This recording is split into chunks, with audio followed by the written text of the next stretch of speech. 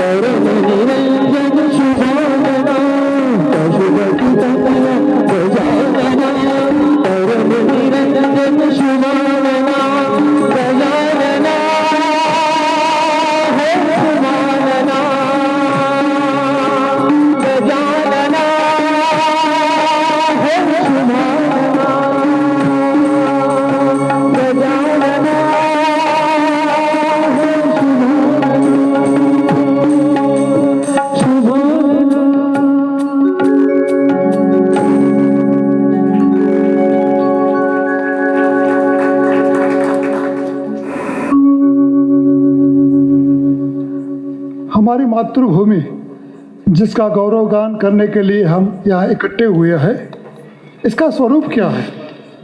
कवि ने तो कहा है, मातृभूमि पितृभूमि धर्म भू महान, भरत भू महान है महान है महान। पर महान है कहने से कुछ पता नहीं चलता है, तो उसका क्या स्वरूप है? हमारे पूर्व प्रधानमंत्री भारत रत्न श्री अटल बिहारी वाजपेयी जी ने अपनी युवावस्था में एक गद्य काव्य की रचना की थी, जिसमें उन्होंने हमारे देश को एक राष्ट्र पुरुष के रूप में हमें उसकी पहचान कराई। उनके ही शब्दों में देखते हैं कि भारत कोई जमीन का टुकड़ा नहीं, एक जीता जागता राष्ट्र पुरुष है। हिमालय जिसका मस्तक है, कश्मीर मुकुटमणि है, पंजाब और बंगाल जिसकी विशाल भुजाएं है, पूर्व और पश्चिम घाट जिसकी जंगाएं है, गौरी शंकर इसकी शिखा है, दिल्ली जिसका दिल है, विंध्याचल कटी है, नर्मदा करधनी है, काले मेघ जिसकी कुंतल केश राशि है, मलयानिल जिसे चमर झुलाते हैं, चांद और सूरज जिसकी आरती उतारते हैं, कन्याकुमारी जिसका पावन चरण कमल है, हिंद महासागर जिसके पैर पखारते हैं। यह बंधन की भूमि है, अभिनंदन की भूमि है। इसका कंकर कंकर हमारे लिए शंकर है, इसकी बूंद बूंद हमारे लिए गंगा जल है। हम जिएंगे तो इसके लिए, मरेंगे तो इसके लिए। हमारे मरने के बाद हमारी अस्थियों को गंगा जल में बहाएंगे, और यदि कोई कान लगाकर सुनेगा तो उसमें से भी एक ही आवाज आएगी, वंदे मातरम, भारत माता की जय। यह हमारी मातृभूमि है। तो इसका परिचय हम भारत के बच्चों को प्रदीप जी के शब्दों में करा रहे हैं। आओ बच्चे, तुम्हें दिखाए झांकी हिंदुस्तान।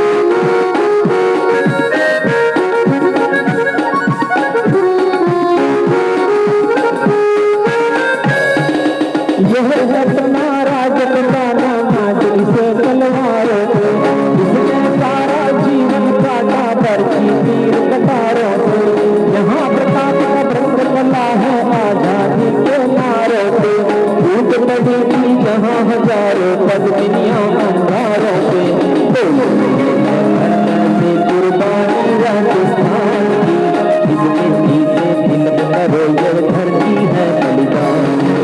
वंदे मातरम।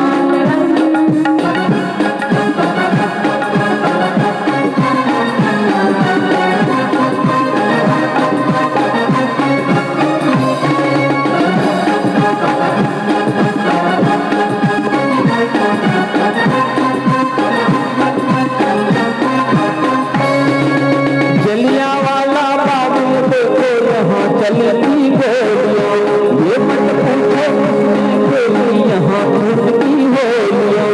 एक तरफ बंदूक धड़कन, एक तरफ बंदूक धड़कन, एक तरफ बंदूक धड़कन, एक तरफ की गोलियां।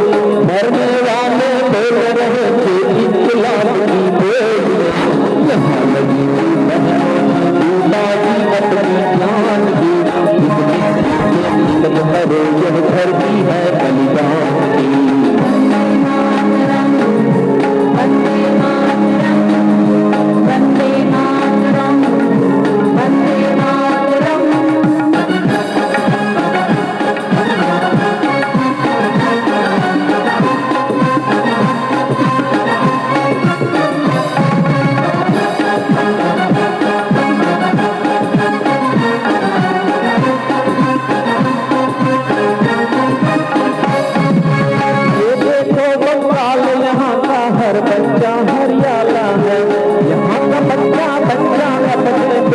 मरने वाला है, भाला है इसको बिजली में भूचालों में पाला है, मुट्ठी में तूफान बजता है और पेड़ में ज्वाला है।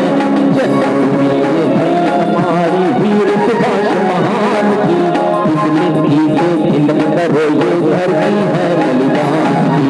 वंदे मातरम, वंदे मातरम, वंदे मातरम, वंदे मातरम, वंदे मातरम, वंदे मातरम, वंदे मातरम,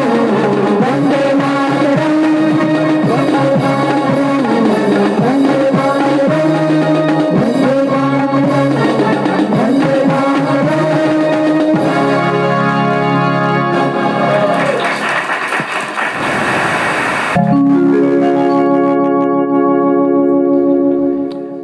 उर्दू के एक महान शायर का नाम है मोहम्मद इकबाल। आप सभी ने उनका नाम सुना होगा, हमारे देश में हो गए हैं, बहुत बड़े शायर हैं।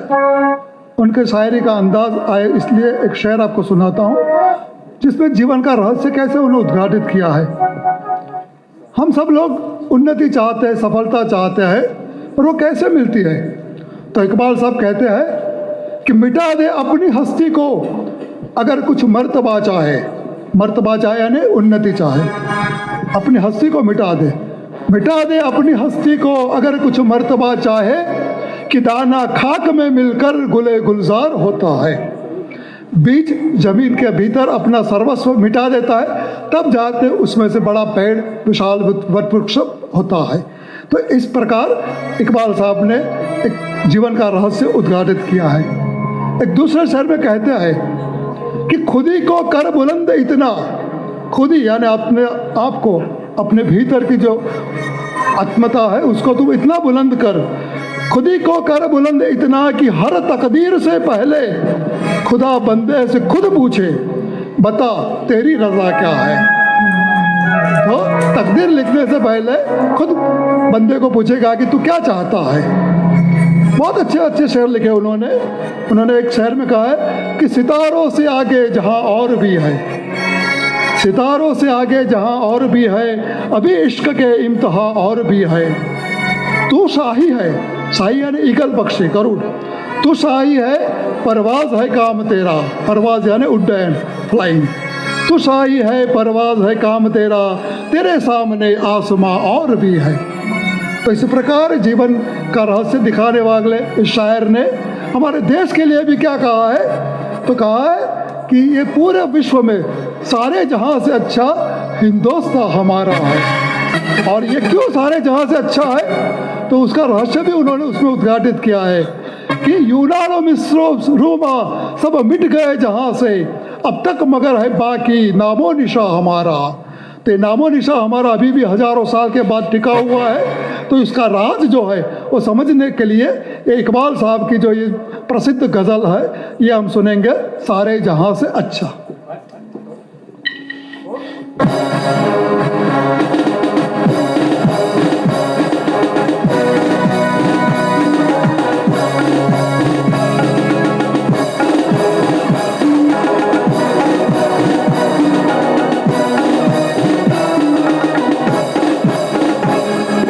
सारे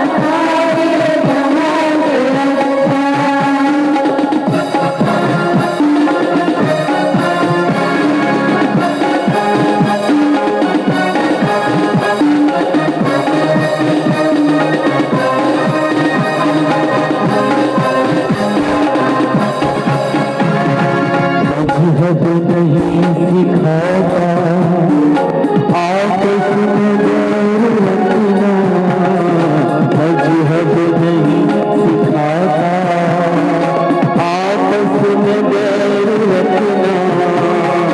हिंदी है हम, हिंदी है हम, हिंदी है हम, वतन है हिंदुस्तान हमारा, हमारा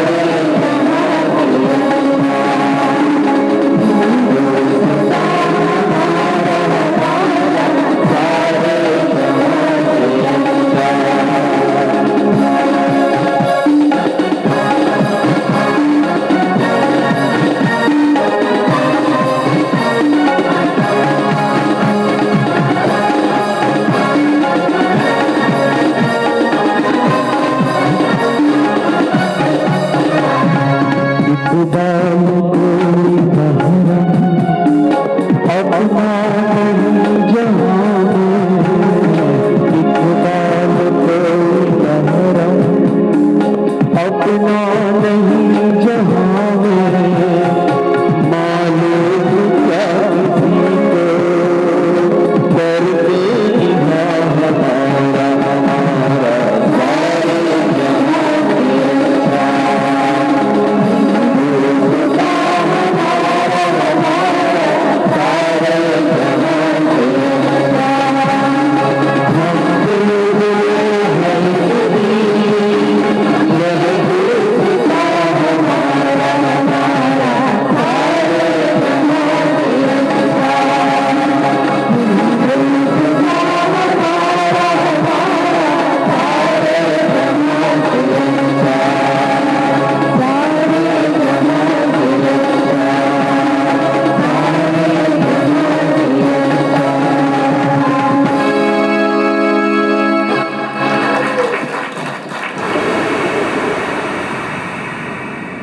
हमारे देश की महिमा का और उनकी महानता का उद्घोष पूरे विश्व में सबसे पहली बार करने के लिए स्वामी विवेकानंद अमेरिका गए थे। उन्होंने हमारे देश के बारे में जो कहा है वो पढ़कर महात्मा गांधी जी ने कहा है कि मेरी देशभक्ति 100 गुना बढ़ गई है। तो उनके विचार हमारे देश के लिए क्या है, सुनते हैं उन्हीं के शब्दों में।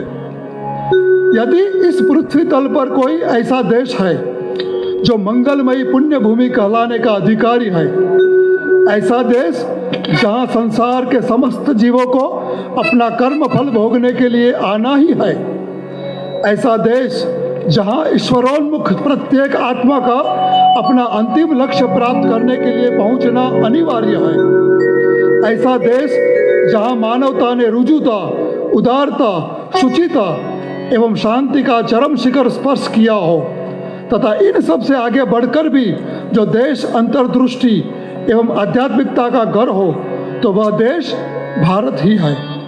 यही वह पुरातन भूमि है जहाँ ज्ञान ने अन्य देशों में जाने के पूर्व अपनी आवास भूमि बनाई थी। यही वह भारतवर्ष है जिसके आध्यात्मिक प्रवाह के भौतिक प्रतीक यह समुद्राकार नद है और चिरंतर हिमालय एक तह पर दूसरी तह चढ़ाकर अपने हिममंडित शिखरों द्वारा मानो स्वर्ग के रहस्यों में झांक रहा है। यह वही भारतवर्ष है जिसकी धरा को महानतम ऋषियों की चरण रज पवित्र कर चुकी है। यही सर्वप्रथम मानव प्रकृति एवं अंतर जगत के रहस्यों की जिज्ञासाओं के अंकुर उगे थे। यही आत्मा की अमरता, एक परमपिता परमेश्वर की सत्ता, प्रकृति और मनुष्य के भीतर ओतप्रोत एक परमात्मा के सिद्धांत सर्वप्रथम उठे और यही धर्म तथा दर्शन के उच्चतम सिद्धांतों ने अपने चरम शिखर स्पर्श किए। इसी भूमि से अध्यात्म एवं दर्शन की लहर पर लहर बार बार उपड़ी और समस्त संसार पर छा गई। तो ऐसी हमारी मातृभूमि है और प्रदेश में विदेश में रहने वाले लोग भी उसको याद करके कहते हैं, ए मेरे प्यारे वतन। सुनते हैं ये गीत जो हमें देश की दुनिया भर में याद दिलाता है।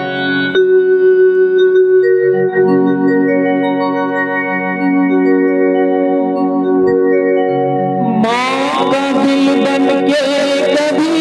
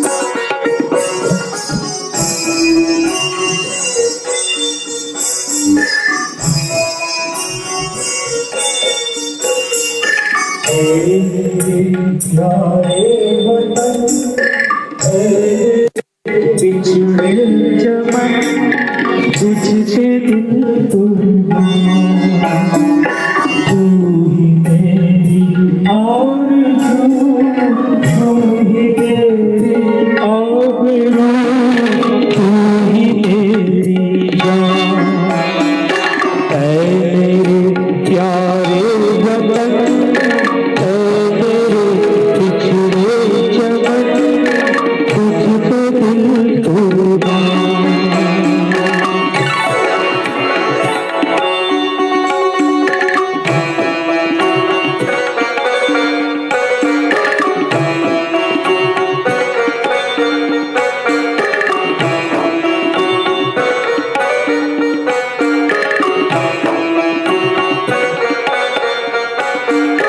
तेरे दामन से जो आए उन हवाओं को प्रणाम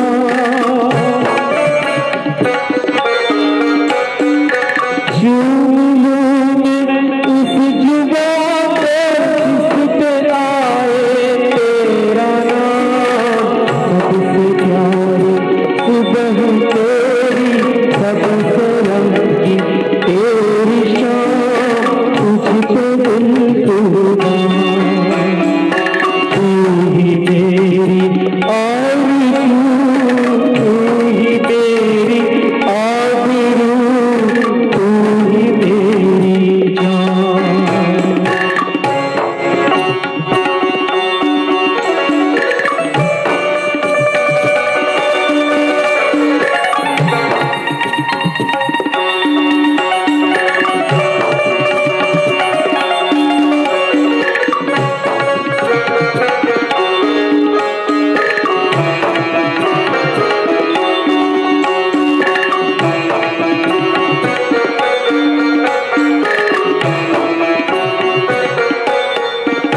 मौका दिल बन के कभी सीने से लग जाता है तू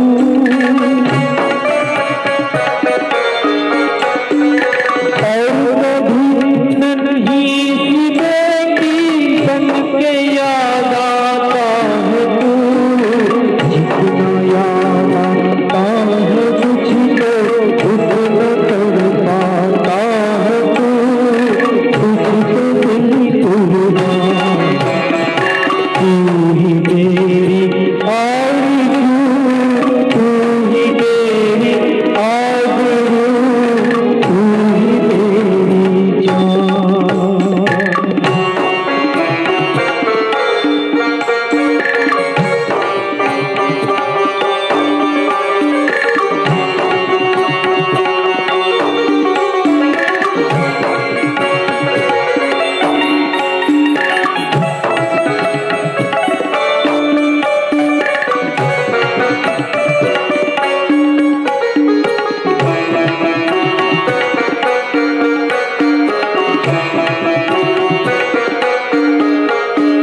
छोड़कर तेरी ज़मीं को दूर ना पहुँचे हैं हम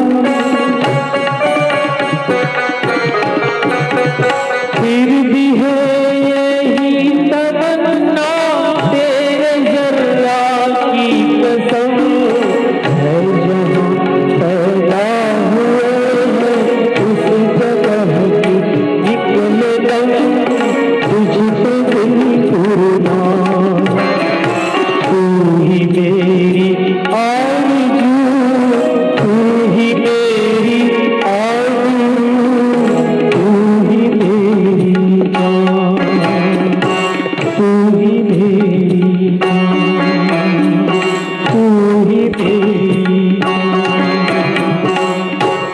ए मेरे प्यारे वतन ऐ मेरे बिछड़े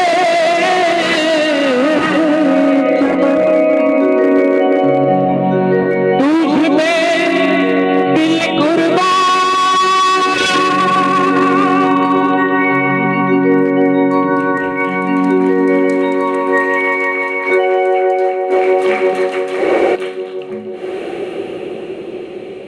हमारा दुर्भाग्य रहा कि यह विश्व गुरु कहलाने वाला भारतवर्ष, जिस पे हम भारतीय अपना दिल कुर्बान करना चाहते हैं, पर हमारी अकर्मण्यता और अविवेक और ऐक्य के अभाव के कारण हमारे देशवासियों की स्वार्थांधता, संकुचितता और देशदास की कमी के कारण गुलामी की जंजीरों में जकड़ा गया और 1000 साल तक हम गुलामी के बंधन में रहे।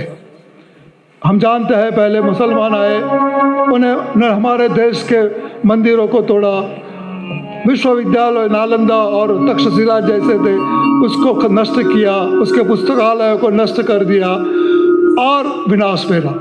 उसके बाद में आए अंग्रेजों, जिन्होंने इस देश को लूटने में और उसको चूसने में कोई कमी नहीं छोड़ी। आज से 21 दिन पहले 4 जनवरी को अहमदाबाद में ही हमारे पूर्व मंत्री शशि थरूर जी की एक book an era of darkness the British Empire in India का लोकार्पण हुआ था। उसमें उन्होंने दिखाया है, वो बुक के बारे में उन्होंने खुद वक्तव्य दिया कि पूरे विश्व में जितना आतंक हुआ है, जितना अत्याचार हुआ है, जितना शोषण हुआ है, उस सब की पराकाष्ठा पिछले 150 साल में भारतवर्ष में अंग्रेजों ने की है। वो सबका ब्यौरा उन्होंने अपनी इस किताब में दिया है। जो हमारा देश सोने की चिड़िया समान था, विश्व में समृद्धतम था, उसको निचोड़ कर उन्होंने खत्म कर दिया। हमने आज़ादी के लिए बहुत लंबी जंग छेड़ी है। 1857 में पहला हमारा विद्रोह हुआ, स्वातंत्र संग्राम हुआ, जिसमें रानी लक्ष्मीबाई, तात्या टोपे वगैरह ने अपने प्राण न्यौछावर किए। और उसके बाद में जो 90 साल तक, 9 दशक तक जो हमारा संग्राम रहा, उसमें एक और भगत सिंह, चंद्रशेखर आज़ाद जैसे नवयुवाओं ने अपना जीवन दे दिया, वीर सावरकर, सुभाष चंद्र बोस जैसे क्रांतिकारियों ने अपनी क्रांति की मशाल की, और दूसरी ओर महात्मा गांधी ने आके और इस देश की करोड़ों की जनता में प्राण फूंक कर उन्हें जागरूक किया, उनके भीतर देश की अस्मिता को जगाया और हमें आज़ादी दिलाई है। तो आज़ादी के लिए जो संग्राम हुआ और गांधी जी ने जिसमें जो योगदान दिया, उसको अगर हम भूल जाए तो ये हमारे लिए भी अच्छा नहीं होगा। हमने उनको राष्ट्रपिता कहा है।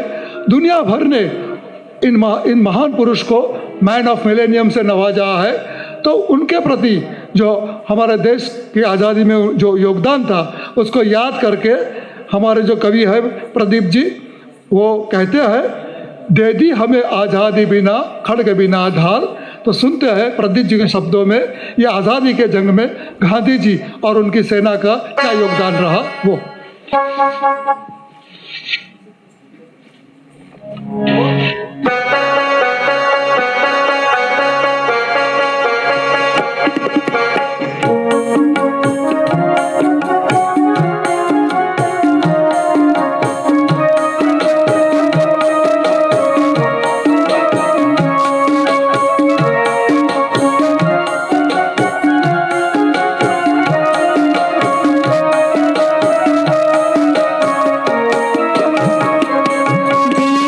हमें आज़ादी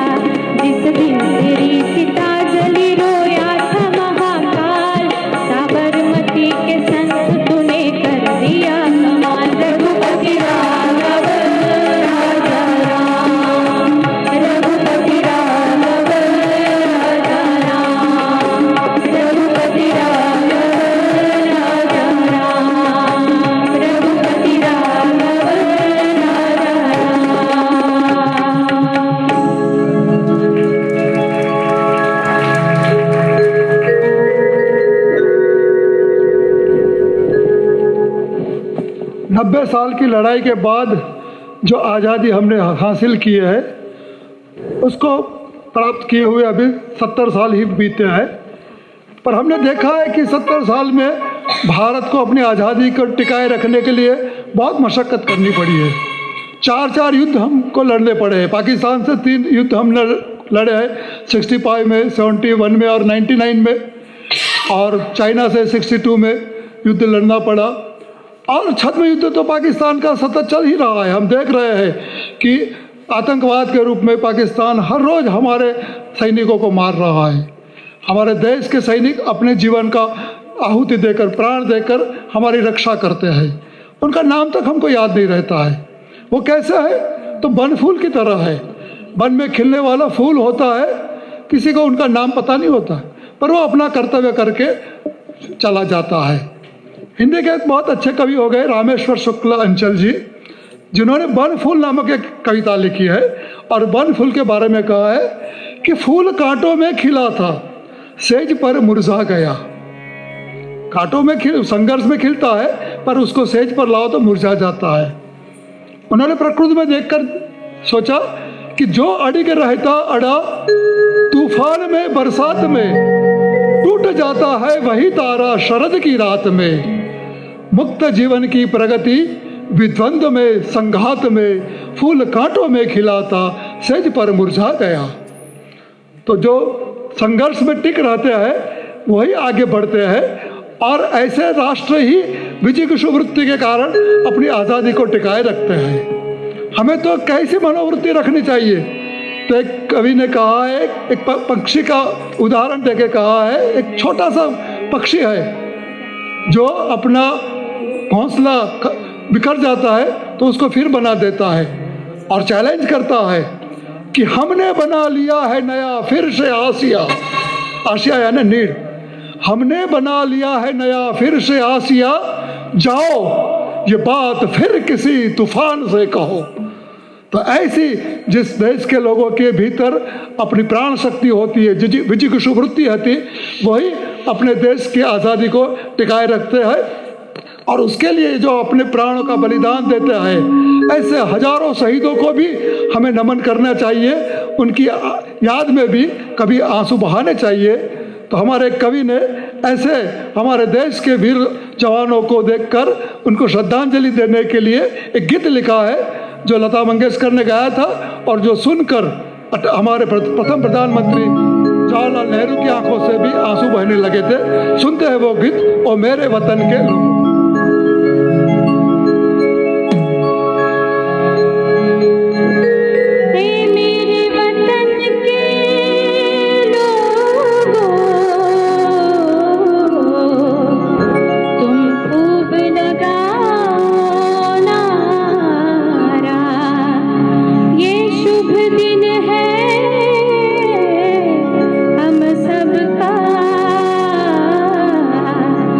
लहरा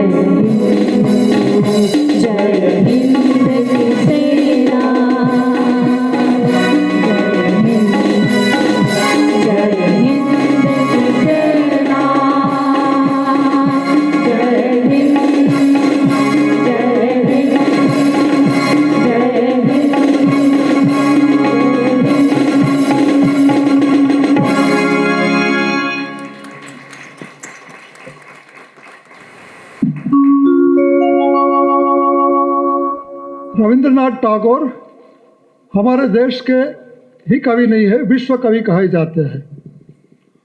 हम सब जानते हैं 1913 में उनको नोबेल पुरस्कार से विभूषित किया गया था। आज 103 साल के बाद भी दूसरे किसी भारतीय साहित्यकार को नोबेल पुरस्कार नहीं मिला है। रविंद्रनाथ विश्व के एकमात्र ऐसे कवि हैं जिनकी गीत रचनाएं 2 देशों में राष्ट्रगीत कही जाती है। ऐसा दुनिया में और कोई कवि नहीं हुआ है।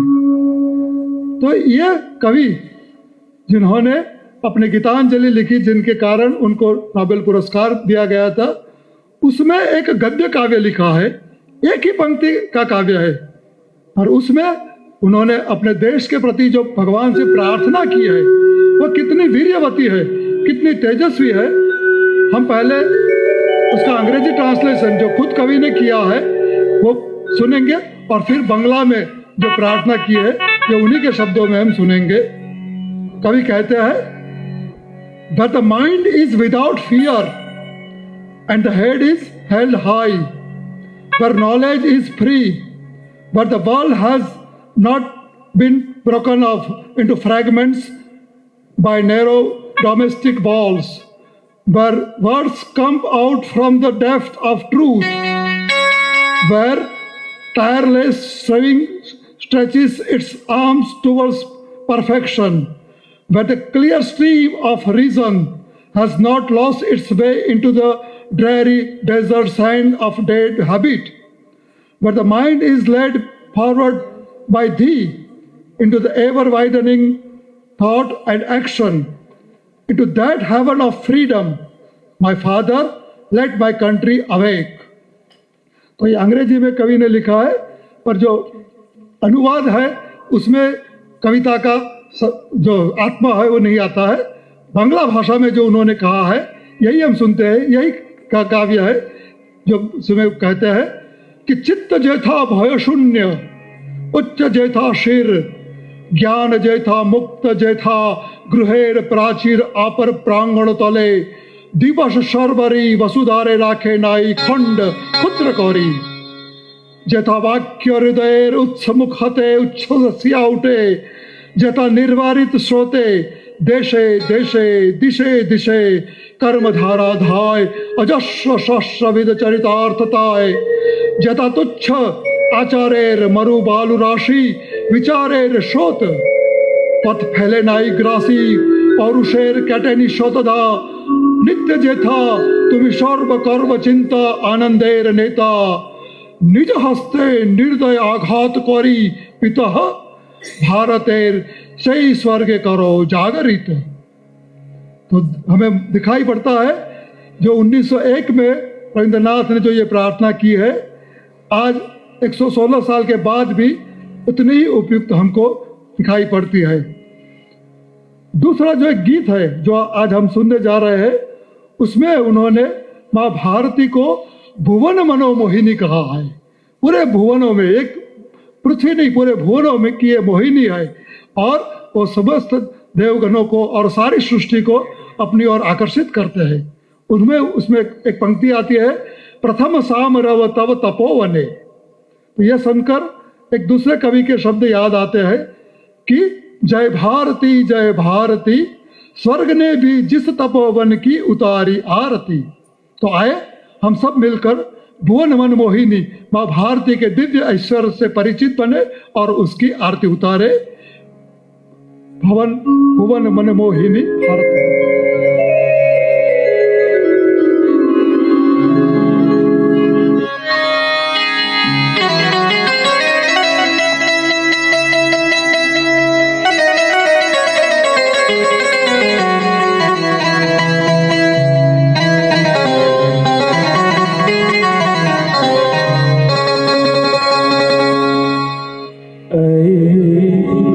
भुवन मनोमोहिनी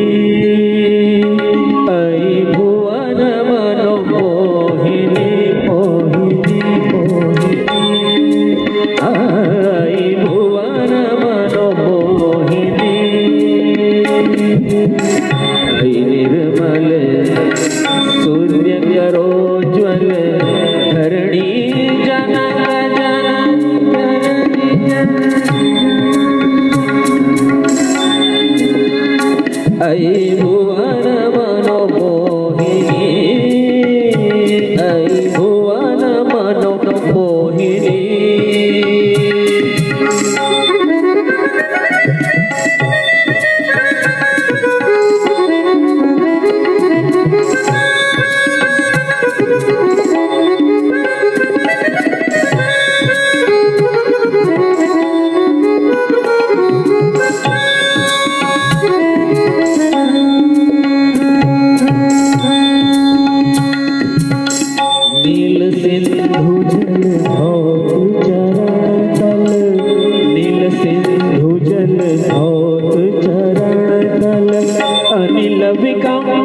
श्यामल चंचल अनिल विकंपित श्यामल अंचल अंबर चुंबित भाल हिमाचल अंबर चुंबित भाल हिमाचल शुभ्र तुषार गिरिगिरी ऐ भुवन मनोमोहिनी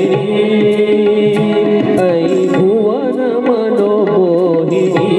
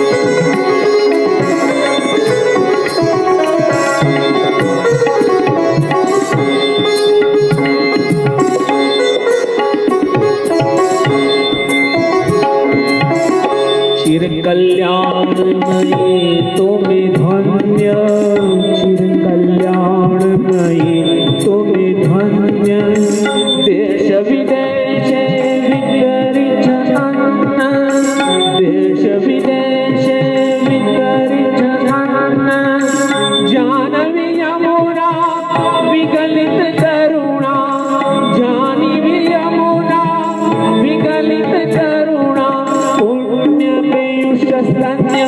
वाहिनी ऐ भुवन मनोमोहिनी ऐ भुवन मनोमोहिनी मोहिनी ऐ भुवन मनोमोहिनी ऐ निर्मल सूर्य करो ज्वल धरणी निर्मल सूर्य करो ज्वल धरणी जनक जननी जनक जननी जननी ऐ भुवन मनोमोहिनी मोहिनी ऐ भुवन मनोमोहिनी ऐ भुवन मनोमोहिनी ऐ भुवन मनोमोहिनी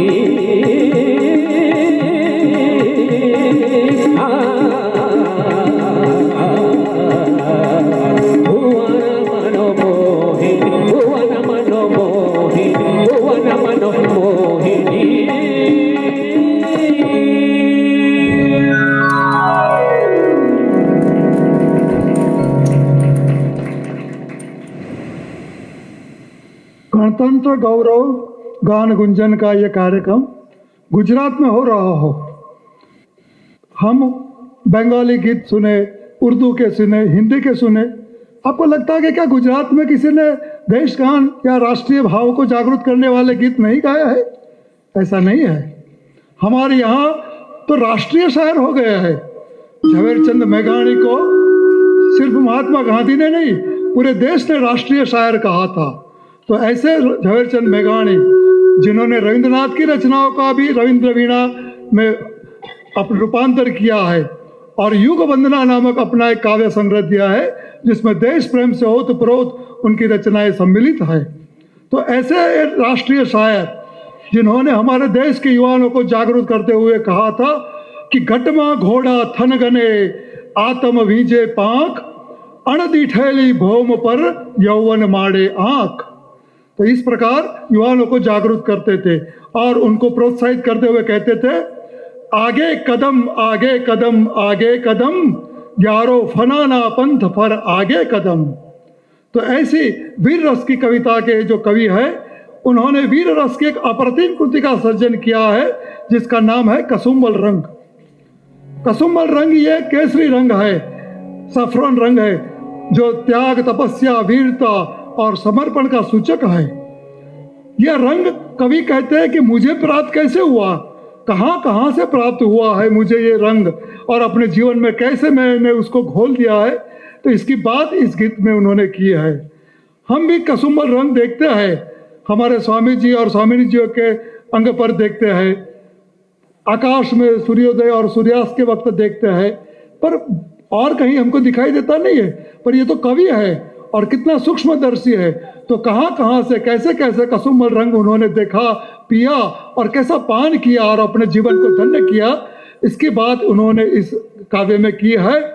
गुजरात में जो बड़े बड़े डायरे होते हैं तो ये डायरों का समापन हमेशा इस कसुम्बल रंग से होता है और ये भैरवी राग में निबद्ध है जो हर कार्यक्रम के समापन की ओर में होता है। तो आज इस कार्यक्रम के समापन की ओर जाते हुए हम कसुम्बल रंग को प्राप्त करेंगे और इस समारोह को भी समापन की ओर ले जाएंगे। कसुम्बिन रंग।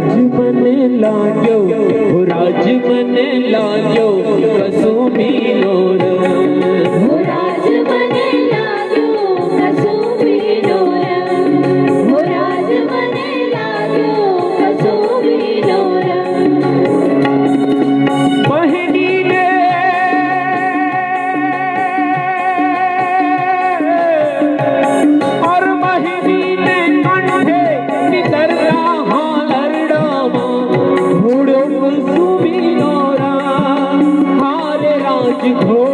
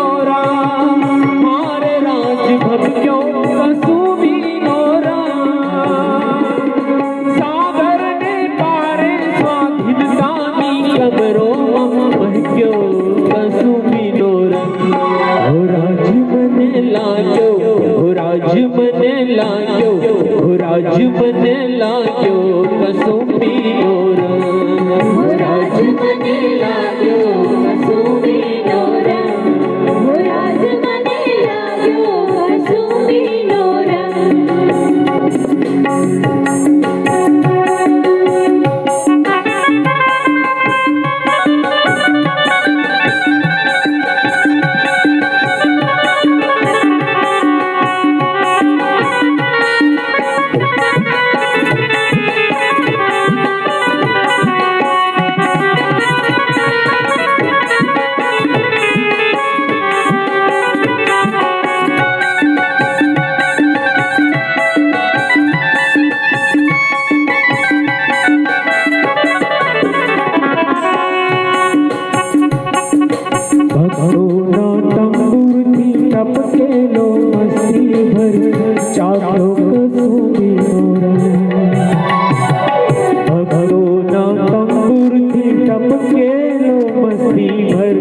हो राज मन लाग्यो कसुंबी नोरा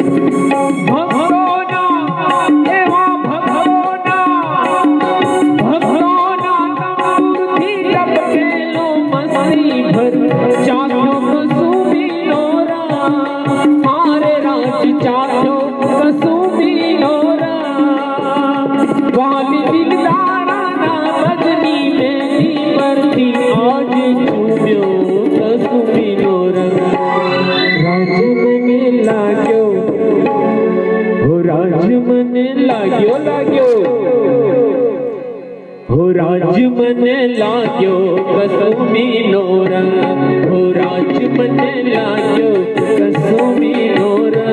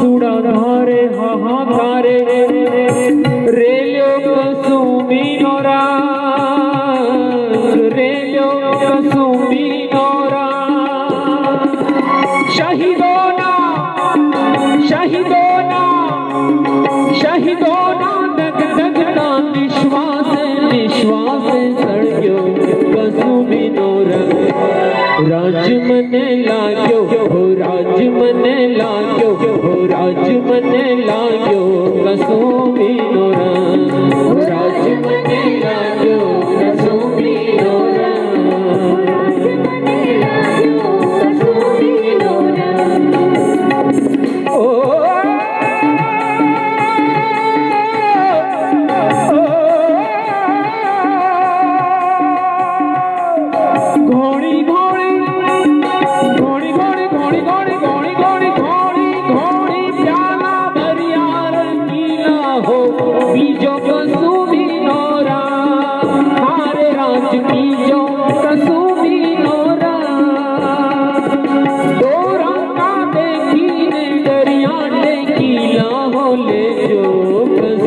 नोरा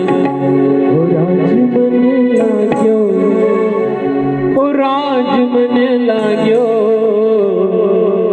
राज मन लाग्यो कसुंबी नोरा हो राज मन लाग्यो कसुंबी नोरा हो राज मन लाग्यो कसुंबी नोरा हो राज मन लाग्यो कसुंबी नोरा हो राज मन लाग्यो कसुंबी नोरा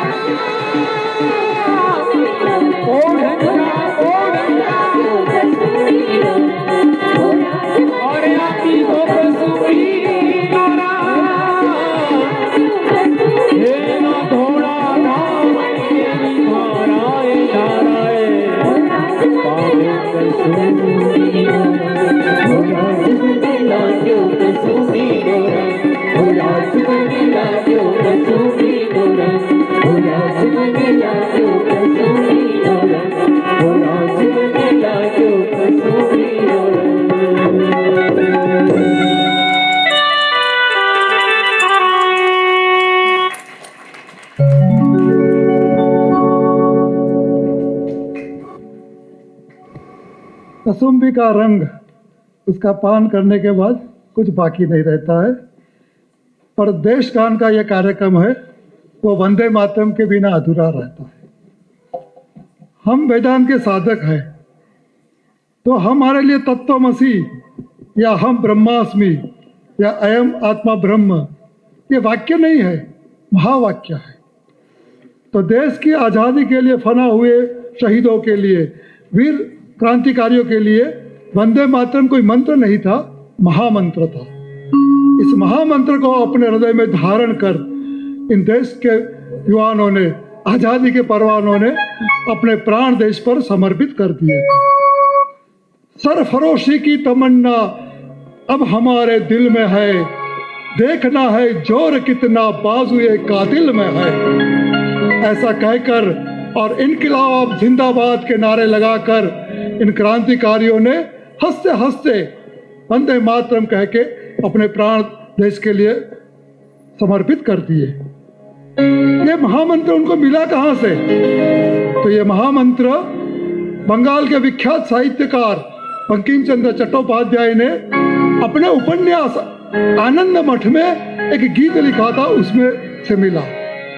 उपन्यास तो इतना प्रसिद्ध नहीं हुआ पर यह गीत देश के युवाओं के और देशवासियों के हृदय में हमेशा के लिए बस गया। तो ये वंदे मातरम के नारा एक चिंगारी बन गया और देश प्रेमियों के हृदय में सुषुप्त जो देश प्रेम की जो अग्नि थी उसको प्रज्वलित करने का निमित्त बन गया। यह हमारे लिए गान नहीं है पर महागान है।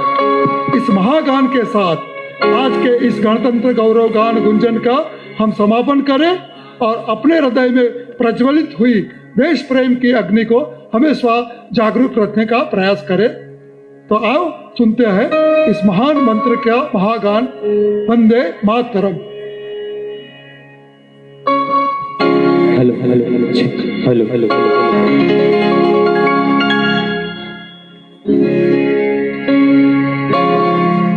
वंदे मातरम वंदे मातरम वंदे मातरम वंदे मातरम। यह वह सारा जहां देख लिया, तकदीर तेरे जैसा कोई नहीं। 80 न 100 दिन दुनिया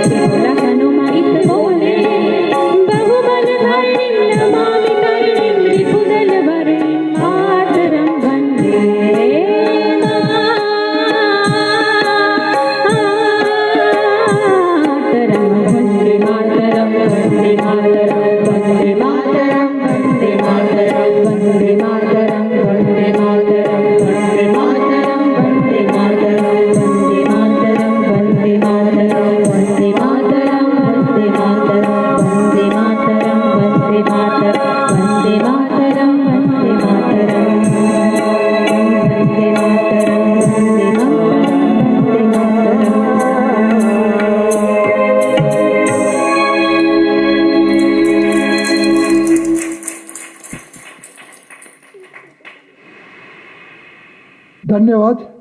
शुभ रात्रि। भारत माता की जय।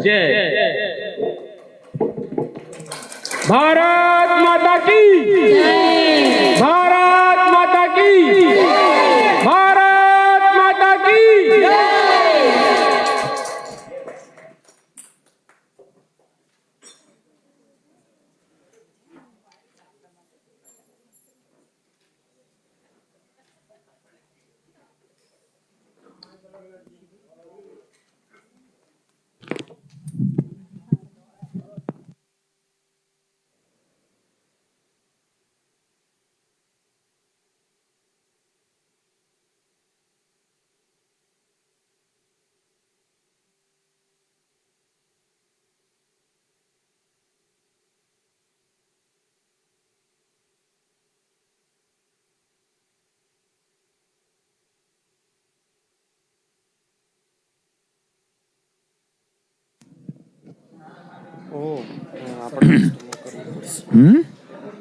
नहीं कहा धीमे धीमे धीमे धीमे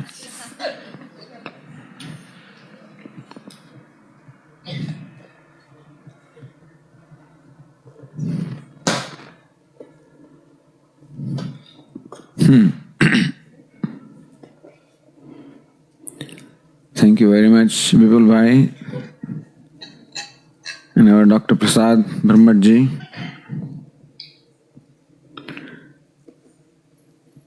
Dr. Prasad Brahmat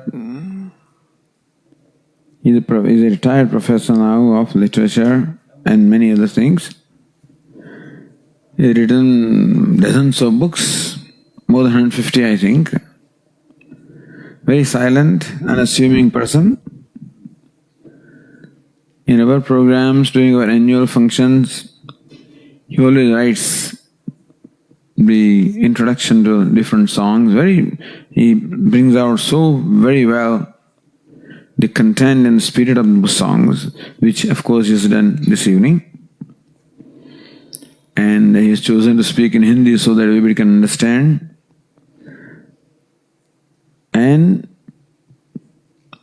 over and above what the song says, he supplemented with lots of beautiful compositions and statements by the great people and poets to create a real spirit of devotion for the country, to let us understand what all sacrifices have gone, getting the freedom, which this generation perhaps doesn't know. Even we also don't know enough. But here, Vipul Bhai also made a selection of songs which are no doubt very famous songs, each one of which brought out a different aspect of Mother India. This was, as Dr. Prasad said, our tribute to the Mother. And when we hear these compositions, then we realize the greatness of Mother India, the glory and grandeur of the Mother. Also, the sacrifice of people in the last 1,000 years, as a matter of fact, because they always fought for freedom and they always sacrificed their life for freedom. And of course, as the song said, that Mahatma Gandhi was Ustad. He was a fighter, he was a soldier, all right, but an Ustad soldier, a very astute soldier who would not waste his energies and in vain. So he was a real Ustad fighter who was able to get the freedom. There were thousands and thousands who sacrificed their life. They all deserve a great reverence. But he was really an intelligent person, a clever person who knew how to fight and how to win the battle, how to get the freedom. So what can we say to all these great people? All we can say is that shows that this country is really a mine of jewels, which has produced jewels of so many kinds. Not only in the ancient times, it produced all the great rishis and great sages for which we are very proud. In the recent times, it has produced so many great warriors and those who have not thought twice in sacrificing their life. That spirit of renunciation, spirit of sacrifice, was always there in our culture, which was in fact embodied in what these warriors did. And so we realize where they were, what ideals they had, and what ideals we should have really, what should be our values, what great gift we have. And sometimes we feel or wonder whether we are squandering this gift, whether we are really using it as it should. That this is, as Rabindranath Tagore said, what Bhuvana Mano Mohini. So how these poets and great people thought that this was the greatest place in the world. It is not simply an exaggeration. This is exactly what they felt because that's what they saw here. So it needs that kind of a heart to be able to see the glory.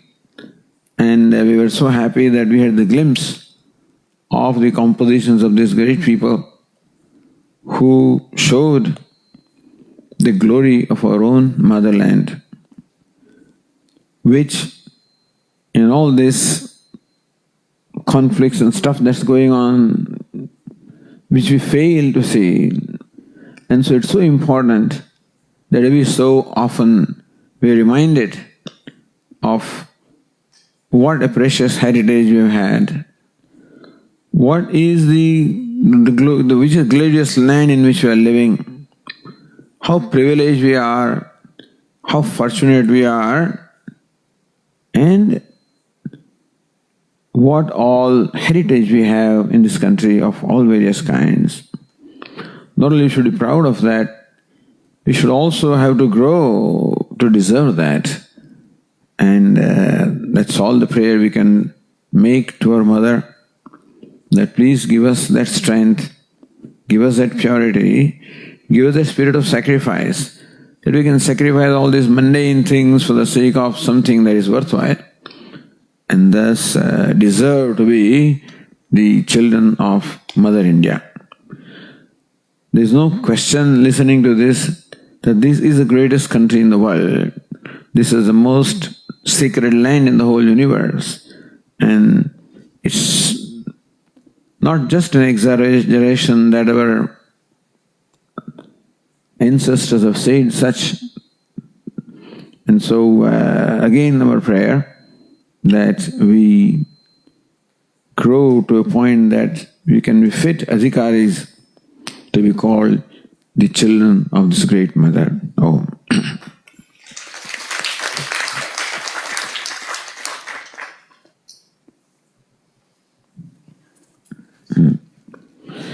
Om sarve bhavantu sukhinah, sarve santu niramayah, sarve bhadrani pashyantu, ma kaschid dukkha bhag bhaved, asato ma sadgamaya, tamaso ma jyotirgamaya, mrityorma amritangamaya.